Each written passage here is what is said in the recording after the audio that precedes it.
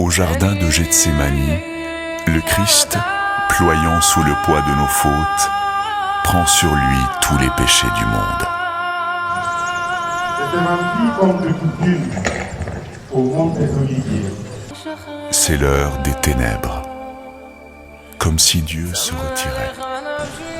Les disciples le suivirent. Ils parviennent à un domaine appelé Gethsémani et Jésus dit à ses disciples: Restez ici, tandis que je prierai. Puis il prend avec lui Pierre, Jacques et Jean, et il commença à ressentir effroi et angoisse. Mon âme est triste à en mourir. Vous demeurez ici et veillez. Puis, il s'éloigna d'un jet de pierre et fléchissant les genoux, il priait. Père, éloigne de moi cette coupe. Cependant, non ma volonté, mais la tienne.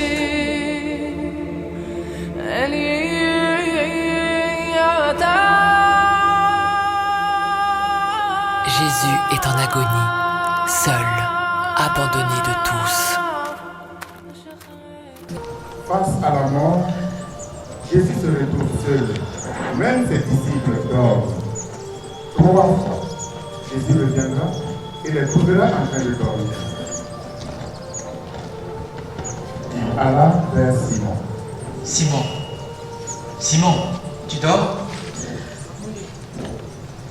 Tu n'es pas parvenu à veiller une seule heure avec moi? Levez-vous. L'heure est venue où le Fils de l'homme sera livré. Allons, venez. Celui qui me livre est tout proche. Celui qui a mentionné, c'est lui. Arrêtez-le.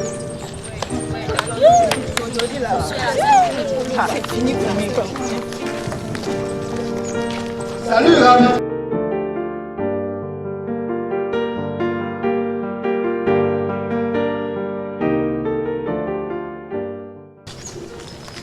Les autres virent la main de lui et l'arrêtèrent.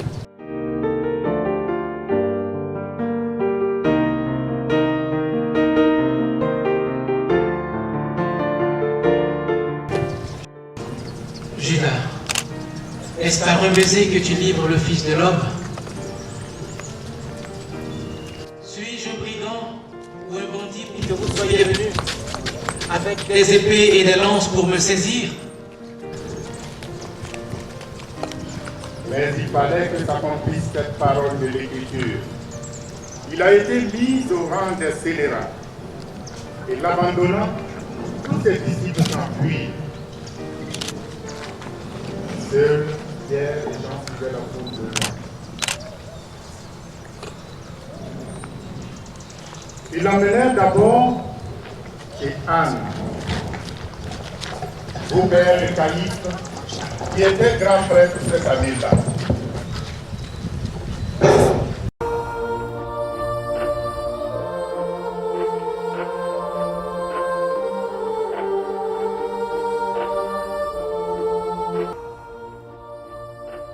Le grand prêtre interrogea Jésus sur ses disciples et sur son enseignement. J'entends dire que tu enseignes des commandements nouveaux, bafouant nos coutumes et nos lois. Tu pourrais même demander à tes disciples de prier autrement. D'où devient cette autorité? Jésus lui répondit: J'ai parlé au monde ouvertement.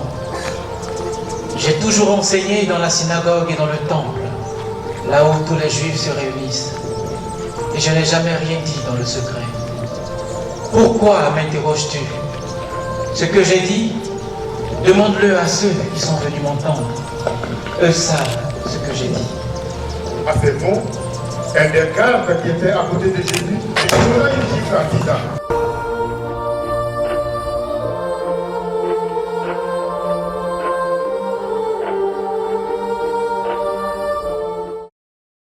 C'est ainsi que tu parles au grand prêtre. Si j'ai mal parlé, montre ce que j'ai dit de mal. Mais si j'ai bien parlé, pourquoi me frappes-tu? C'est assez. Puisque tu ne veux pas parler, c'est le grand conseil qui décidera de ton sort. Garde, amenez-le. Anne l'envoya toujours ligoter au grand prêtre Caïphe. Mais il fallait d'abord passer la nuit. Ainsi, toute la nuit, ceux qui le gardaient s'en sont donnés à cœur joie pour s'amuser de lui. Ils lui voilaient le visage et l'interrogeaient.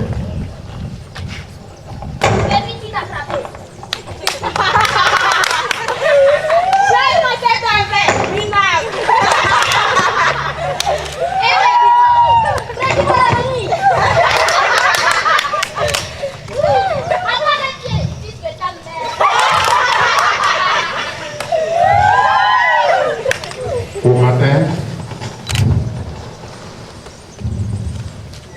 ils le firent comparaître chez Caïphe.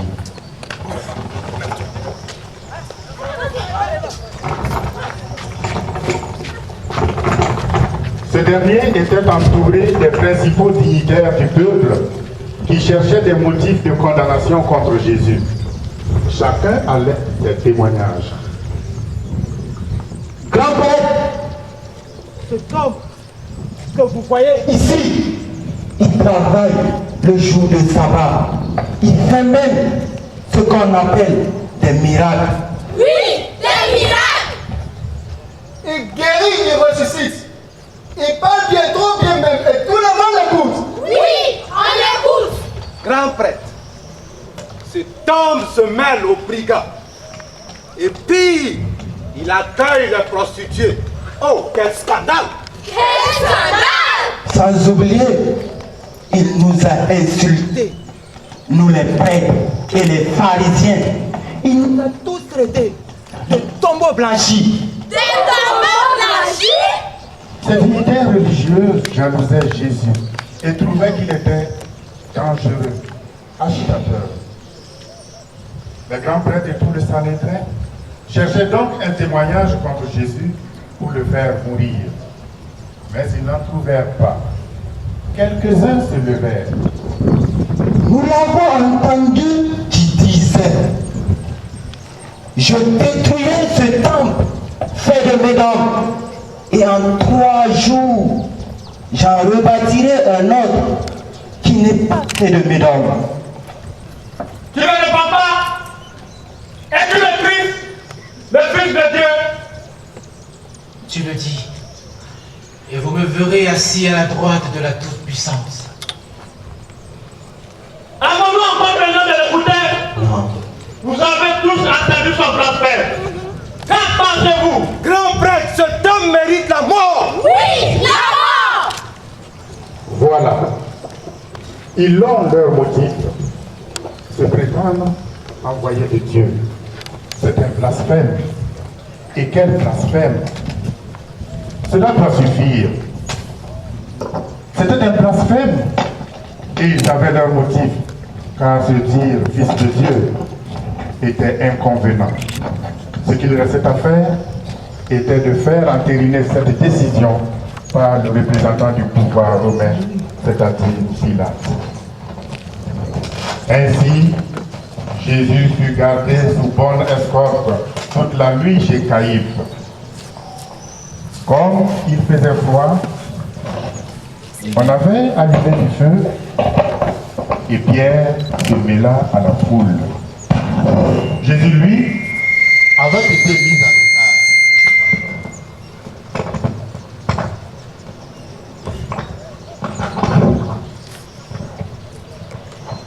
Comme Pierre était en bas, dans la cour, arrive une des servantes du grand prêtre.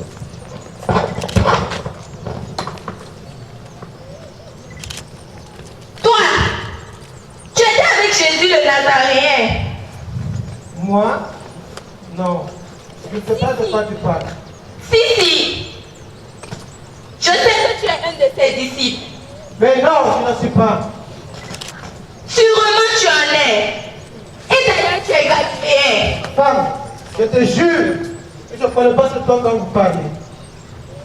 Au même instant, un coq chanta. Et le Seigneur se retourna, fixa son regard sur Pierre. En sortant dehors, Pierre pleura amèrement. Au lever du jour, ils amenèrent Jésus, toujours ligoté, et le livrèrent à Pilate.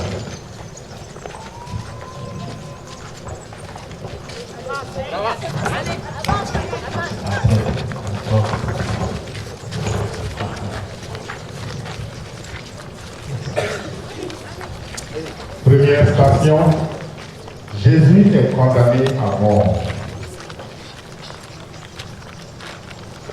C'était le vendredi, la veille de la Pâque, vers midi. Pourquoi ce deuxième procès? Pourquoi ce procès civil au prétoire? Cette comparution devant Ponce Pilate, le gouverneur romain. Parce que seul le représentant de l'empereur romain avait le droit de mettre à mort.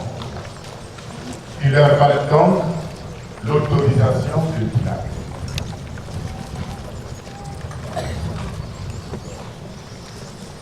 Esprit d'homme, que vous dites si dangereux? Mais si, ça, l'eau qui aspire les rois. Approche!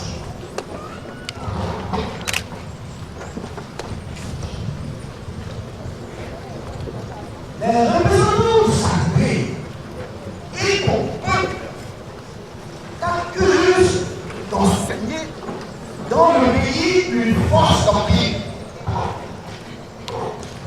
Ils disent que tu déclares être roi juif.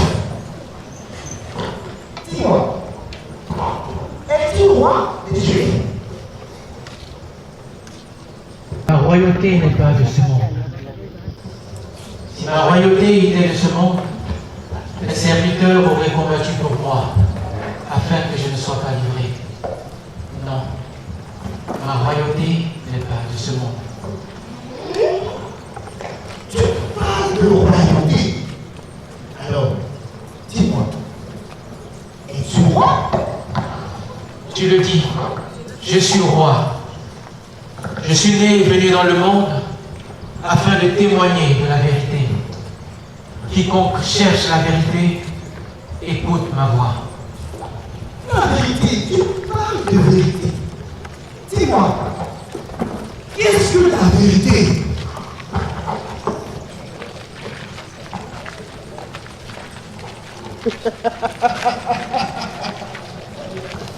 Non, ce n'est pas un criminel, c'est des rêveurs. Vous commandez votre justice et le réveiller un peu, je vais le faire flasher. Garde, amenez-le. Alors, Pilate ordonna de prendre Jésus et de le flageller.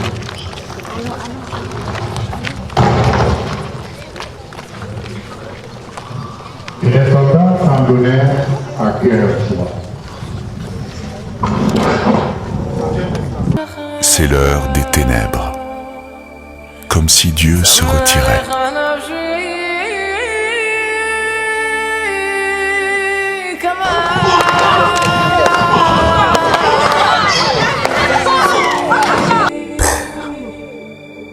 Éloigne de moi cette coupe. Cependant, non ma volonté, mais la tienne.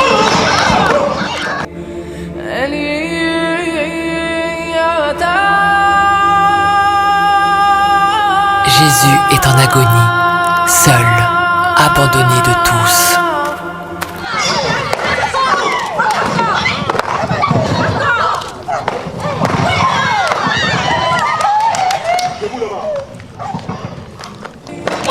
je mange cette Pâque avec toi. Tu fais partie de moi, je fais partie de toi. Les soldats dressèrent une couronne avec des épines. Une couronne pour un roi. Et la légire sur la tête. Voici ton manteau impérial.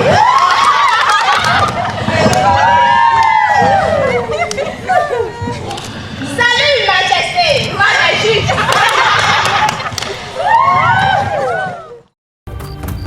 Objet de mépris, abandonné de tous, homme de douleur, familier de la souffrance, nous le considérions comme puni, frappé par Dieu, humilié. Mais c'est dans ses blessures que nous trouvons la guérison. Maltraité, il s'humiliait. Il n'ouvrait pas la bouche comme l'agneau qui se laisse mener à l'abattoir. Il n'ouvrait pas la bouche.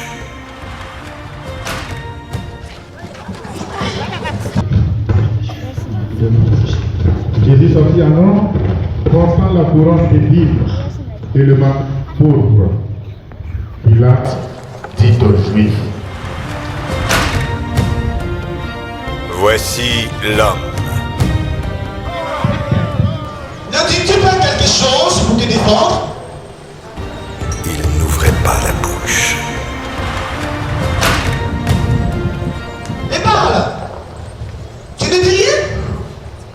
Ou bien c'est ta mort que tu veux?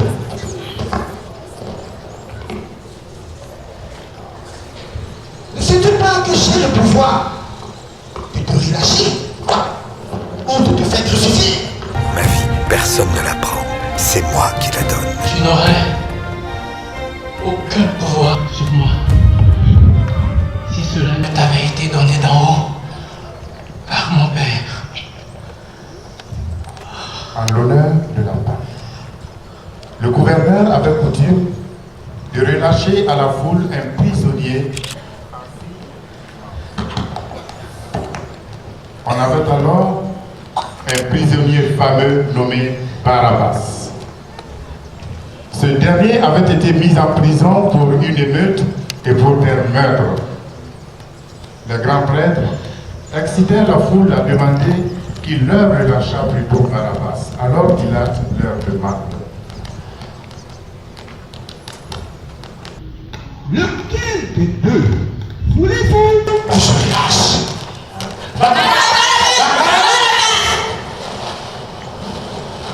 Et votre Jésus, qu'est-ce que j'en fais? Et voilà. Il veille à son renom, Pilate. Il ne veut pas qu'on sache à Rome que la foule a grondé à Jérusalem. Alors il faut satisfaire la foule. Voyant qu'il n'aboutissait à rien, mais qu'il s'en suivait plutôt du tumulte, Pilate prit de l'eau et se lava les mains en présence de la foule. Voyez, je ne suis pas responsable du sang de cet homme.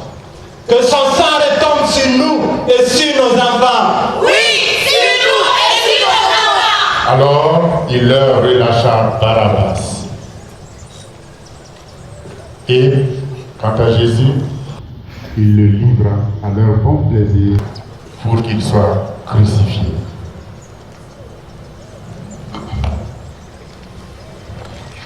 Et le bouilleux, viens ici, misérable.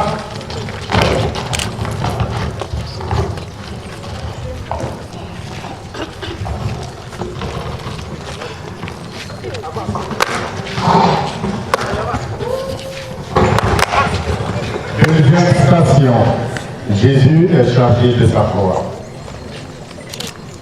Et les soldats apportèrent la croix.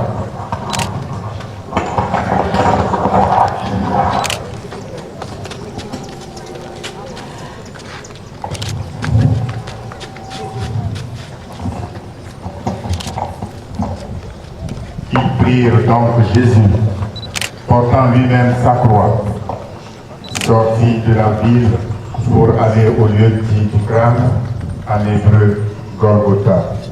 Pilate avait rédigé également un écriteau Oui, il était écrit Jésus le Nazaréen, le roi des Juifs. Allez, passe! Avance là!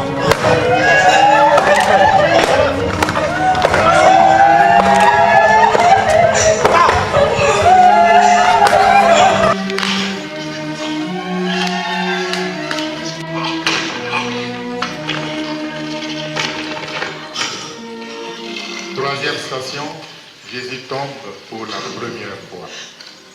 Jésus tombe sous la croix. Cela arrivera par 3 fois sur le chemin. Il tombe d'épuisement. Le corps ensanglanté par la flagellation. Le Christ, péniblement, se relève pour reprendre le chemin.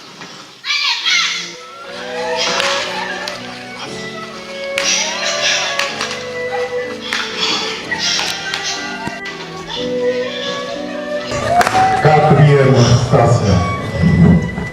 Jésus rencontre sa mère. Marie, en levant le petit Jésus dans ses bras, cet enfant doit amener la chute et le relèvement d'un grand nombre en Israël. Il doit être un signe en but à la contradiction, afin que se révèlent les pensées intimes d'un grand nombre. Et toi-même, Marie, un glaive transperce cela. Quand nous sommes dans l'épreuve, la solitude, l'incompréhension, rappelons-nous la confiance et la fidélité de Marie. Avant nous, elle a connu l'épreuve avec nous et nous fait traverser l'épreuve. Marie et Jésus sont face à face, sans parole et sans geste, juste le regard.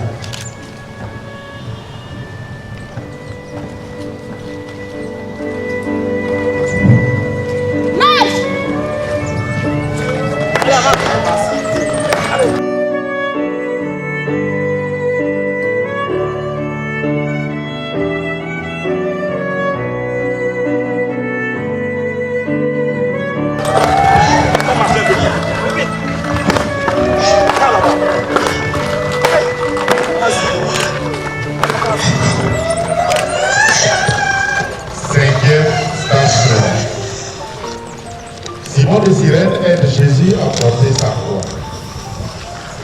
Les soldats romains, craignant que le condamné épuisé ne puisse pas parvenir à porter la croix jusqu'au Golgotha, prirent un pauvre paysan sur le chemin pour aider Jésus à avancer plus vite. Les gens, soldats, amenez-moi ce soir-là.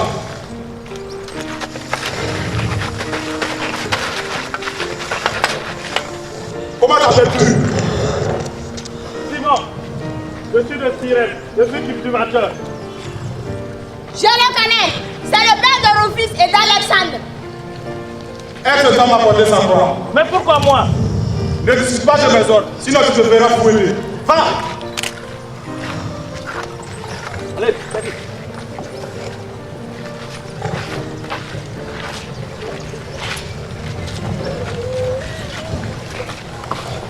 Il continuait à progresser lentement et péniblement vers le Golgotha. Ainsi, sans le savoir, Simon de Cyrène est entré dans l'histoire. Il est devenu le symbole du secours. Nous aussi, nous devons nous mettre à la place de Simon. Toutes les formes, les hommes et les femmes ont besoin que nous les aidions à porter leur croix. Il y a des Simons sur notre route, mais nous sommes également des Simons sur la route de nos frères et de nos sœurs. Marche! Avance! Vite-moi! Allez, vas-y!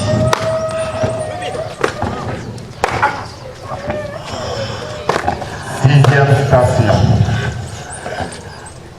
Véronique essuie le visage de Jésus. Sur le chemin du calvaire, une femme à nul autre pareil se ferait un chemin parmi les soldats et la foule qui escortaient Jésus. Et, avec un voile, elle essuya la sueur et le sang du visage du Christ. Ce visage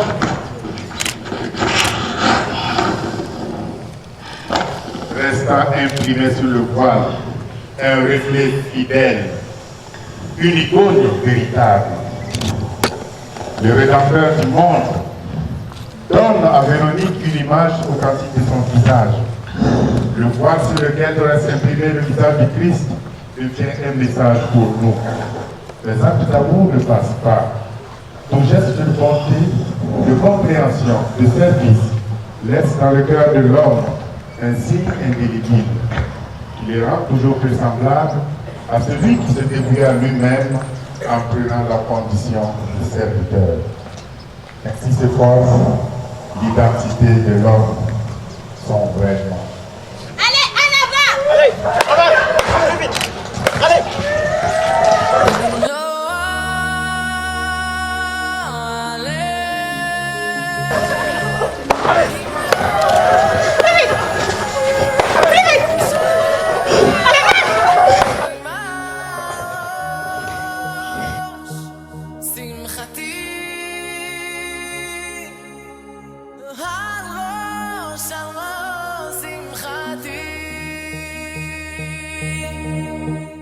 À l'heure des ténèbres, le mal et la haine se déchaînent contre le Christ.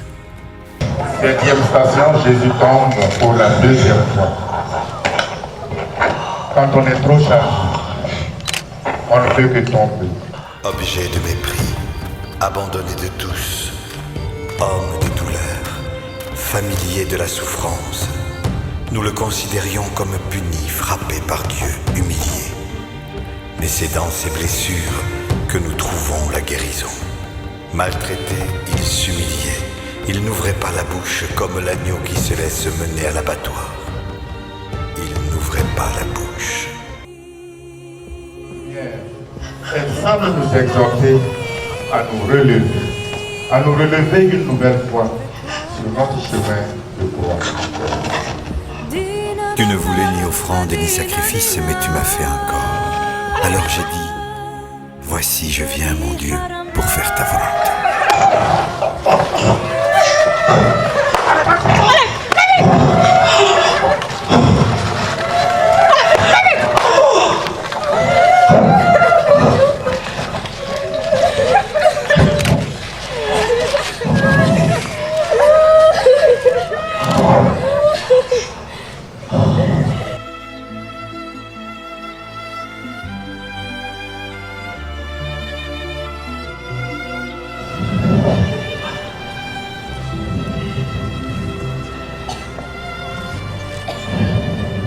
Huitième station, Jésus console les femmes de Jérusalem.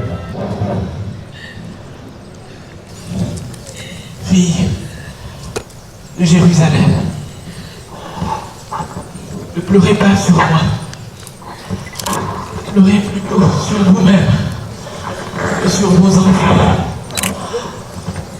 Car voici venu le jour où l'on dira, heureuses les femmes stériles, heureuses les entrailles qui n'ont pas enfanté, et les seins qui n'ont pas nourri. Et l'on se mettra à dire aux montagnes, tombez sur nous, et aux collines, couvrez-nous. Il répète les paroles du prophète Osée. Il annonce le châtiment pour le péché d'Israël. Car si l'on traite ainsi le bois vert, qu'adviendra-t-il du bois sec? Si, tandis que nous suivons Jésus sur le chemin de la croix, s'éveille à nos cœurs la compassion pour sa souffrance, nous ne pouvons pas oublier cet avertissement. Si l'on traite ainsi l'arbre vert, que deviendra l'arbre sec? Pour notre génération qui est au départ d'un millénaire, plutôt que de pleurer sur le Christ martyrisé, c'est l'heure de reconnaître le temps où elle est visitée. Déjà resplendit l'aurore de la résurrection. C'est maintenant le moment favorable, c'est maintenant le jour du salut. À chacun de nous, le Christ adresse ses paroles de l'Apocalypse.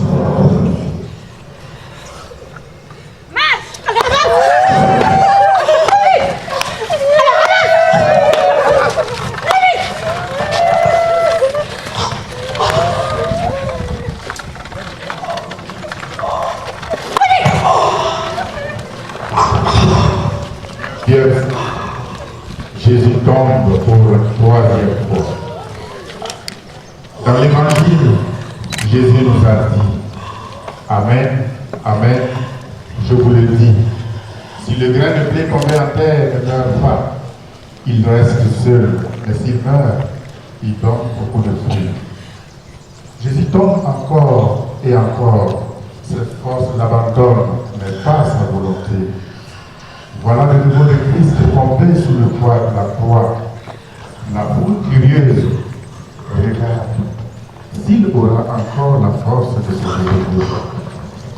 Cette troisième chute, signe de dépouillement, d'humiliation du Fils de Dieu sous la croix, le condamné qui succombe sous le poids de cette croix ignoble auprès de son lieu de supplice, nous dit, moi, je suis le chemin, la vérité et la vie. Celui qui me suit ne marchera pas dans les ténèbres, il aura la lumière de la vie.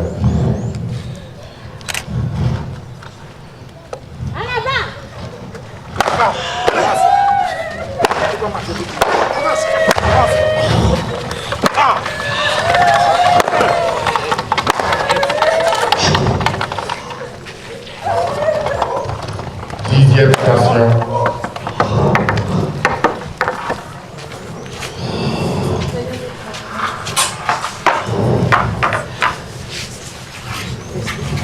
Jésus est dépouillé de ses vêtements.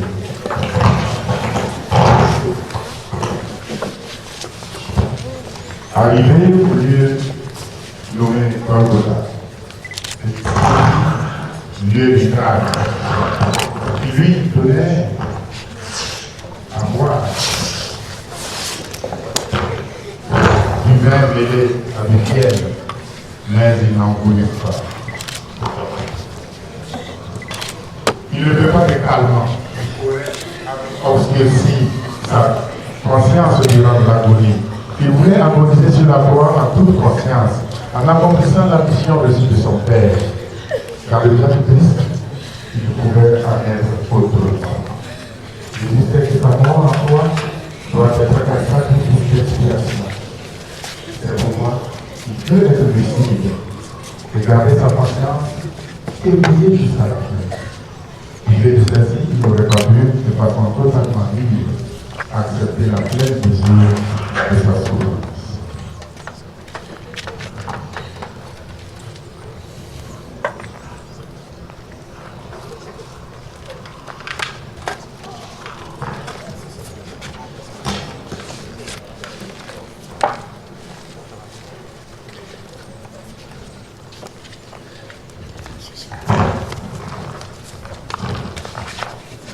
Onzième station. Jésus est cloué sur la croix. Rappelez-vous, ce n'est pas Jésus qui a besoin de notre pitié, mais nous tous qui l'avons condamné et le mettons en croix. La mise en croix, Jésus sort. Jésus, accompagné de Simon de Cyrène, désormais la foule a gravi le Golgotha au lieu du stade, entre le Golgotha et le crucifié, et avec lui deux autres. Jésus sur la croix. En ensemble, le premier coup de marteau, frappé sur le bas de Dieu. On entend le deuxième coup de marteau sur le bas de Dieu. On entend le troisième coup de marteau.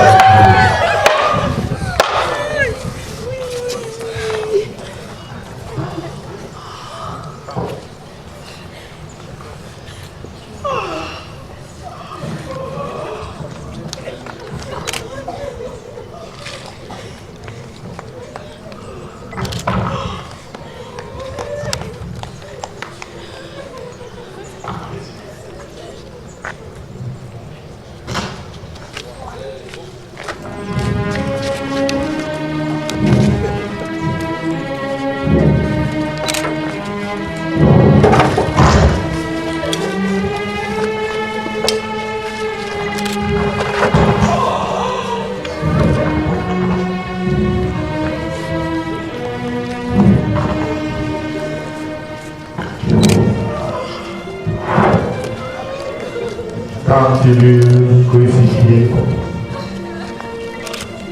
Ils se partagèrent cette bête de ils firent une part pour chaque soldat et la tunique. Cette tunique était sans couture, tissée toute une pièce de haut en bas. Ils se dirent entre eux. Ne la laisserons pas. Tirons au sort. Celui qui gagne, ça pour lui. Ok. Ainsi s'accomplissait l'écriture. Ils se sont partagés les vêtements, ils ont tiré au sort. Il est venu chez les siens, et les siens ne l'ont pas accueilli. Mais Dieu a tant aimé le monde qu'il a donné son Fils unique, non pas pour condamner le monde, mais pour que le monde soit sauvé. Elle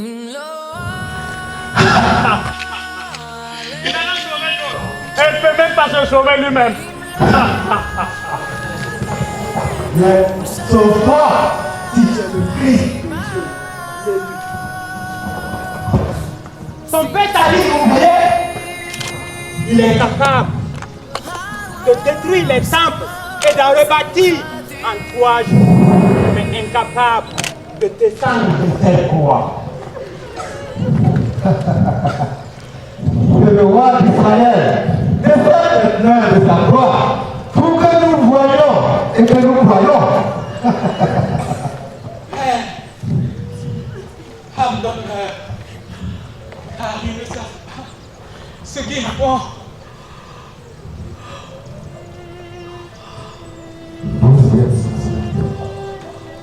Jésus meurt sur la croix. Au sommet du Golgotha, les minutes passent implacables. La mort est en marche. Le poids du corps tire sur tous les muscles. C'est l'élongation, ce sont les crampes, c'est la difficulté de se soutenir. Et surtout la lente asphyxie. C'est aussi le mal atroce et pitoyable des clous qui écorchent et déchirent lentement la chair. Les deux larrons aussi agonisent et regardent Jésus. L'un des malfaiteurs suspendu à la croix, l'insultait, tandis que l'autre compatissait. À ce dernier, Jésus promit de l'amener ce jour même en son paradis. Or, près de la croix de Jésus, se tenait sa mère et la sœur de sa mère, Marie, femme de Cléopas, et Marie de Magdala. Alors, voyant sa mère et près d'elle le disciple qu'il aimait, qui représente tous les disciples bien-aimés du Christ, passé, présent et futur, Jésus dit à sa mère, comme en son testament, « Femme, voici ton fils. » Puis il dit aux disciples cette parole qui est pour chacun de nous. « Voici ta mère. »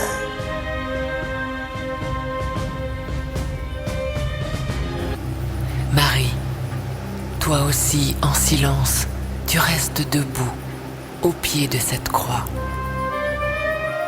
Ton cœur est transpercé. C'est ici le lieu de l'amour offert en abondance. C'est le lieu du profond recueillement. Du haut de sa croix, Jésus nous appelle à venir déposer nos fardeaux, à croiser son regard, à venir auprès de sa Sainte Mère, à vivre avec lui cette rencontre. En mourant, Jésus veut que l'amour maternel de Marie embrasse tous ceux pour qui il donne sa vie, à savoir l'humanité entière. Aussitôt après, Jésus s'écrie. J'ai soif.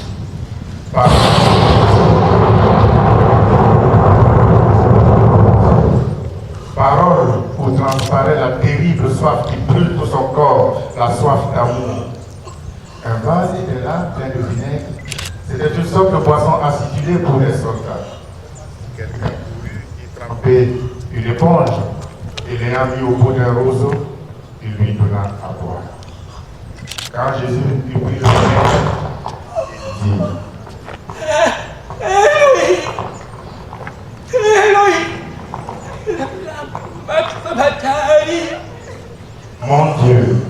mon Dieu, pourquoi m'as-tu abandonné? les paroles du psaume. Malgré sa douleur, la phrase met en évidence son union profonde avec son Père. Dans les derniers instants de sa vie sur terre, Jésus se tourne vers son Père. Désormais, le dialogue ne se déroulera plus qu'entre le Fils qui meurt et le Père qui accepte son sacrifice d'amour. Quand arrive la 9e heure, Jésus s'écrie.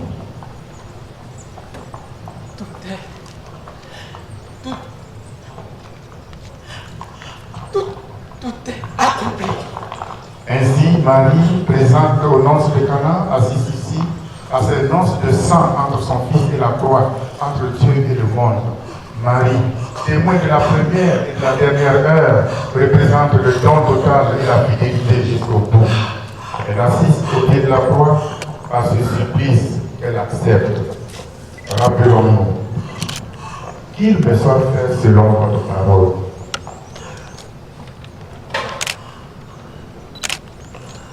Et le rideau du temple se déchira en deux, de haut en bas. Et Jésus dit dans un grand cri,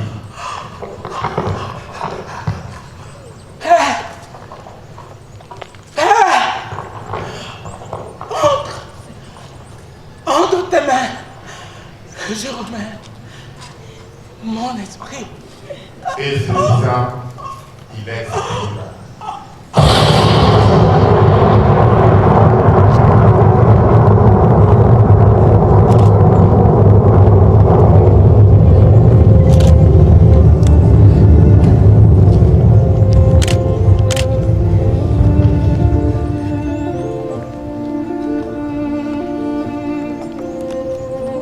La terre trembla, les rochers se fendirent, les tombeaux s'ouvrirent. Tout aux centurions et aux hommes qui le regardaient, qui furent tous saisis d'une grande frayeur.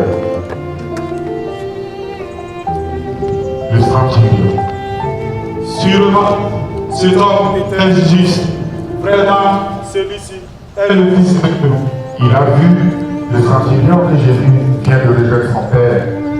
Il a compris, le centurion, qu'ils ont crucifié un innocent, et que cet innocent qui s'est laissé faire a quand même prié pour eux. Il sait maintenant, le centurion, que cet homme n'avait pas une nature simplement humaine. 13e station. Jésus est décédé sur la croix et confié à sa mère.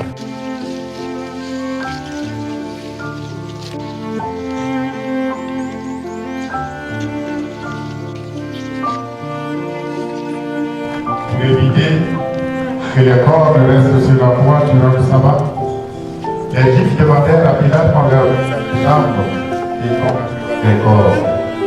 Le soldat donc brisèrent les jambes du premier, puis du deuxième, de ceux qui avaient été crucifiés avec Jésus. Mais quand ils arrivèrent à ce dernier, ils le trouvèrent mort. Ils ne lui brisèrent donc pas les jambes, mais l'un des soldats de sa lance lui perça le côté, et aussitôt il en sortit du sang et de l'eau. Le sang et l'eau, double symbole. Le sang pour l'Eucharistie qui vivifie, et l'eau du baptême qui purifie.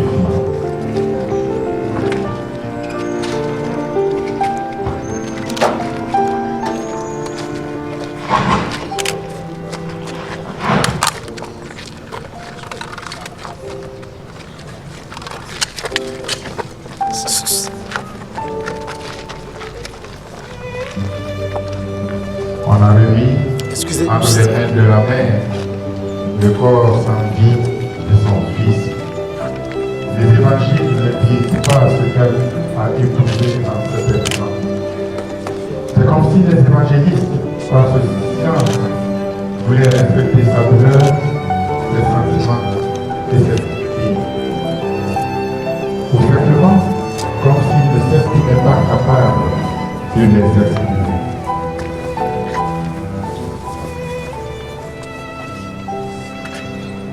14e station.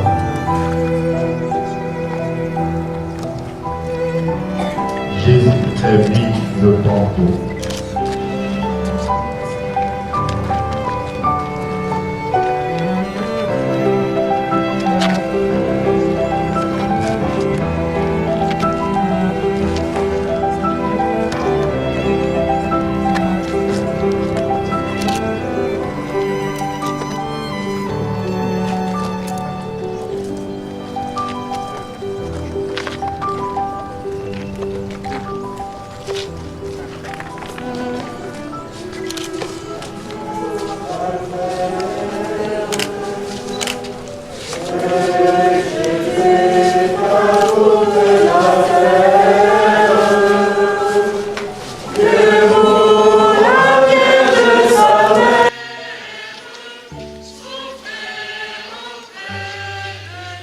Le corps sans vie du Christ a été déposé dans le tombeau.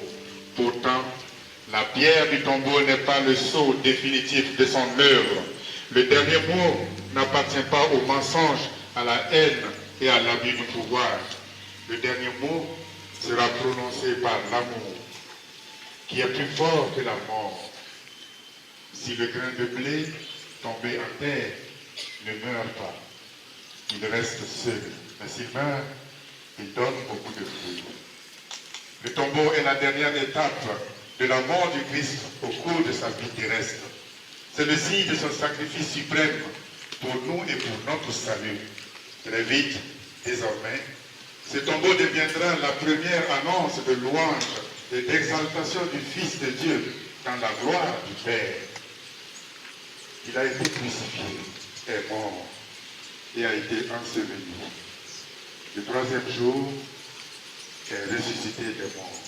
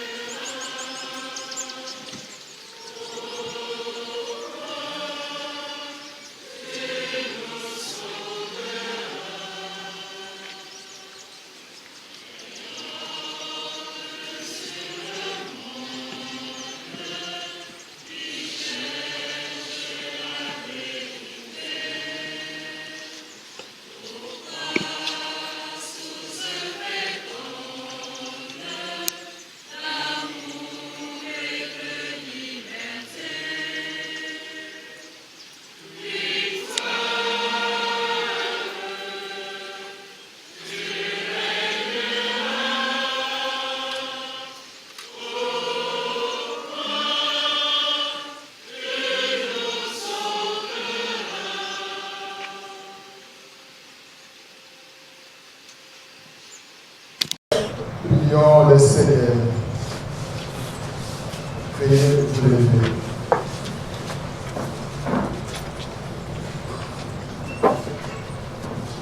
Dieu, qui a voulu sanctifier l'éternel de la croix par le sang précieux de ton Fils unique, accorde-nous, nous t'en prions, à nous qui nous réjouissons de la gloire de cette sainte croix, de pouvoir en tout temps et en tout lieu jouir de ta protection. Nous le demandons par Jésus-Christ, ton Fils et notre Seigneur, qui vit et règne avec toi et la l'unité du Saint-Esprit, maintenant et pour les siècles des siècles. Amen.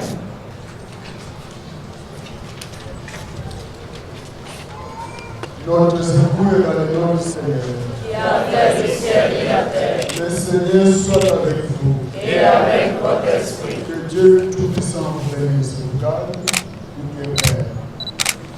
Le Fils et le Saint-Esprit. Amen. Avec le Dieu de la bénédiction. Nous rendons grâce à Dieu.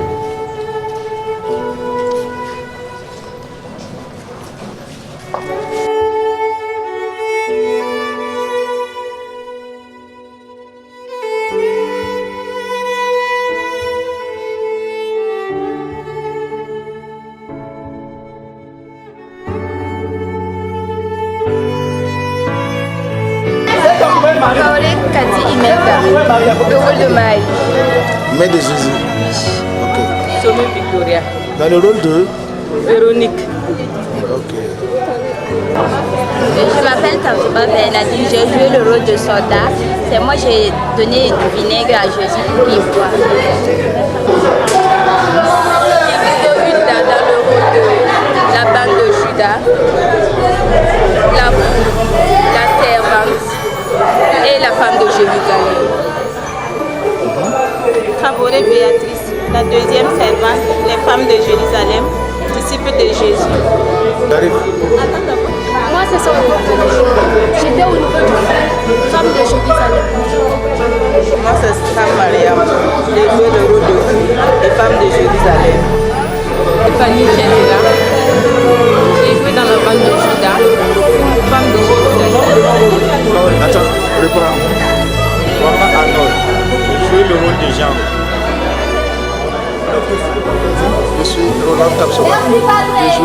de soldat. Moi, c'est Viviane.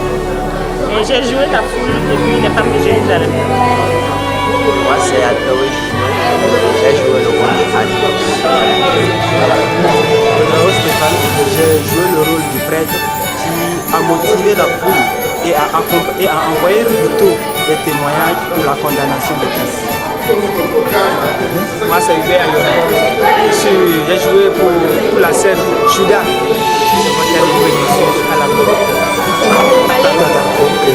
Moi, c'est Kwagum Balé Kuyana Pauline. J'ai joué le rôle de la femme de Pilate et la sœur de Marie, la mère de Jésus. Et sinon, Mervyn Lorenda, j'ai joué le rôle de disciple de la foule de toutes les femmes de Jérusalem. Je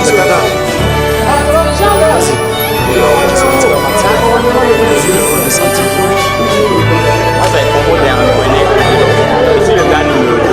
C'est moi qui a flashé les gens. Et maintenant, ici, c'est pas toi l'autre. Je suis le gars du village. Le rôle de Jésus et puis le rôle de l'ancien. À la fois la foule et non, Agou, Pesca, béninoise, dans le rôle de foule et après femme de Jérusalem. Moi, c'est Oulaï José Herman Meita. J'ai d'abord joué le rôle du soldat qui a giflé Jésus chez Anne. En plus, j'ai été celle qui a tout coordonné au niveau des matériaux. Ok, Socratine Tourna, j'ai d'abord joué le rôle avec Pilate. J'étais en bas avec lui, après je suis montée. Après je suis venue à l'aide de la croix portée et j'ai percé aussi de le côté de Jésus. Je l'ai eu. Francis Tonga, j'ai joué le rôle de Simon Pierre, le disciple de Jésus et celui qui a fait Ok. Cara Roland, j'ai joué d'abord le rôle de Caïphe. Et après, j'ai joué le rôle de Simon de Cyrène. Merci. J'ai joué le rôle de Marie de Magdalene. Ok. Je dis quoi? Le nom et prénom et puis quel nom tu as joué? Moi, c'est Wango Nestor, alias Rodsen. J'ai joué le rôle de Jésus-Christ de Nazareth. Nom et prénom? Moi, c'est Jean-Gérard Ekuto. Alors, j'ai joué le rôle de Pilate dans le livre de la Passion. Je tenais vraiment à dire merci à tous les paroissiens qui ont cru en nous et qui ont mis les moyens pour que nous puissions réussir ce mime. Je vous remercie.